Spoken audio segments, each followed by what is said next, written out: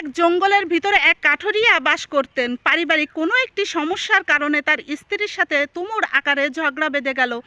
ঝগড়ার মধ্যে কাঠুরিয়া বলল, তোমার হাতের রান্না করা খাবার আমি আর খাবো না, আল্লাহ আমাকে খাওয়াবে।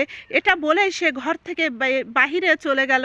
বাহিরে চলে যেয়ে জঙ্গলের ভিতরে বিশাল বড় একটা বটগাছের উপরে মাথার উপরে সে বসে রইল। কিছুক্ষণ পরে তার স্ত্রী কাঠুরিয়ার সমস্ত পছন্দের খাবারগুলো রান্না করে সেই গাছের নিচে যে উপস্থিত হলো।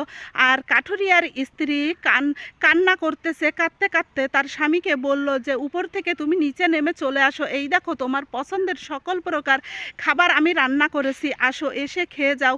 তখন তার স্বামী উপর থেকে বলে উঠল, আমি না বলেছি তোমার হাতে রান্না করা খাবার আমি আর খাবো না, আল্লাহ আমাকে খাওয়াবে, রিজিকের মালিক তো আল্লাহ, আল্লাহ আমাকে খাওয়াবে। আমিও দেখতে চাই আল্লাহ আমাকে কিভাবে খাওয়ায়, কিন্তু তোমার হাতের রান্না করা খাবার আমি আর খাবো না, এটা বলল। তারপরে স্ত্রী অনেক জোরাজোরি করলো, অনেক কান্না করলো, কিন্তু